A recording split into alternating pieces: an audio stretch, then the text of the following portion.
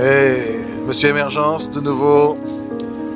Donc c'est dimanche, l'artistique, tic-tic de l'artistique, le tic-tic de l'artistique, c'est-à-dire que c'est que l'art artistique, ça demande du temps de travailler ses chansons, ça demande du temps de faire des spectacles, ça demande du temps pour se mettre en place, pour rencontrer les gens, pour créer quelque chose d'intéressant pour son public.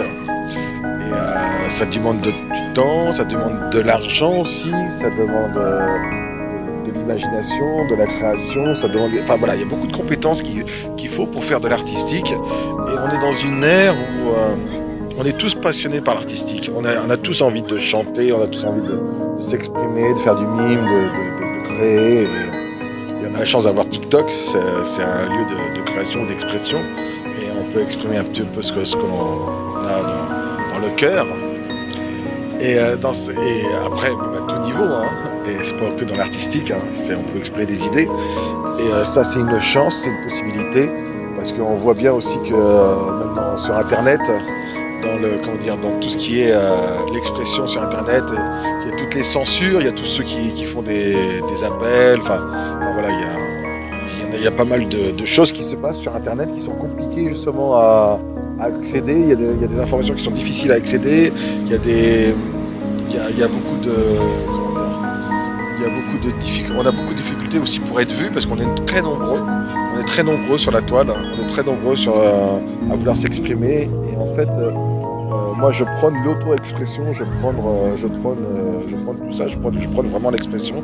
Et dans cette expression, j'y mets aussi des valeurs de tolérance, de solidarité et surtout ces valeurs où on s'exprime par rapport à soi-même et avec son cœur, quoi. Et ça, pour moi, c'est très, très important. Et ce que je veux dire, j'aime beaucoup aussi écouter les autres et j'aime bien être écouté, ça c'est vrai. Et en fait, là, je parle d'Internet parce que je parle aussi de musique et ce que je m'aperçois, c'est que même sur YouTube, on est catégorisé, quoi. C'est-à-dire que sur YouTube, si on veut écouter de la musique, ou si on veut retrouver un peu nos artistes musicaux, ou même découvrir le top 50 des artistes d'aujourd'hui au niveau musical, et bien en fait, avec YouTube, on est catégorisé dans notre playlist et on est catégorisé dans notre axe d'écoute musicale. Et pour découvrir les nouveaux auteurs ou les nouveaux compositeurs, c'est difficile en fait. C'est très difficile d'écouter les nouveaux auteurs et les nouveaux compositeurs. Et puis d'aller à la découverte en fait, parce que c'est très difficile en fait. On est canalisé par les radios, mais on a beaucoup d'espace